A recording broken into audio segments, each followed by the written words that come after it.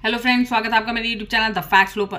देश में कई ऐसे मंदिर हैं जो न सिर्फ लोगों की आस्था बल्कि अपनी भव्य इमारत और उससे जुड़े बड़े बड़े रहस्यों के लिए जाने जाते हैं। एक ऐसा ही मंदिर तमिलनाडु के तंजौर में स्थित है। देवों के देव महादेव को समर्पित इस मंदिर के भीतर हर चीज अपने आप में अनोखी है। 1000 साल से भी ज्यादा पुराने इस मंदिर को बृहदेश्वर मंदिर के नाम से भी जाना जाता है। ये विश्व का पहला ऐसा मंदिर है जो ग्रेनाइट पत्थरों से बनाया गया है और इसकी खास बात यह है कि ये पत्थर इस क्षेत्र के 100 किलोमीटर के दायरे में कहीं नहीं पाया जाता है। तो चलिए जानते हैं भोलेनाथ के इस भव्य मंदिर से जुड़े रहस्यों के बारे में।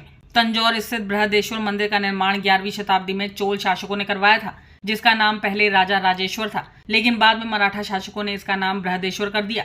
उस समय पर इस मंदिर को बनाने में 1,30,000 टन ग्रेनाइट पत्थर का इस्तेमाल हुआ था, जबकि ये इस क्षेत्र के आसपास कहीं भी नहीं पाया जाता है। ये अपनी भव्यता, वास्तुशिल्प और गुंबद की वजह से दुनिया भर में मशहूर है। ये मंदिर यूनेस्को की विश्व धरोहर स्थलों की सूची में शामिल है। भगवान शिव को समर्पित ये मंदिर 13 मंजिला है, जिसकी ऊंचाई लगभग 66 मीटर है। वैसे आमतौर पर बिना नींव के तो ना ही कोई मकान बनता है और ना ही किसी प्रकार की अन्य इमारत, लेकिन इस विशालकाय मंदिर की सबसे आश्चर्यजनक बात यह है कि ये बगैर नींव के हजारों साल से खड़ा है। ये एक रहस्य ही है, बिना नींव के ये कैसे इतने साल से टिका हुआ है। इस मंदिर की एक और विशेषता ये है कि इसके शिखर पर एक स्वर्ण कलश स्थित है और स्वर्ण कलश जिस पत्थर पर स्थित है उसका वजन 80 टन बताया जाता है, जो एक ही पत्थर से बना हुआ है। अब सोचने वाली बात यह है कि इतने वजनदार पत्थर को मंदिर के शिखर पर कैसे ले गए होंगे। अब तक ये भी एक रहस्य ही बना हुआ है, क्योंकि उस समय क्रेन तो होते नहीं थे। इस मंदिर की रचना और गुंबद की रचना इस प्रकार हुई है कि सूर्य इसके चारों ओर घूम जाता है, लेकिन इसके गुंबद की छाया भूमि पर नहीं पड़ती है। दोपहर के समय मंदिर के हर हिस्से की परछाई जमीन पर दिखती है,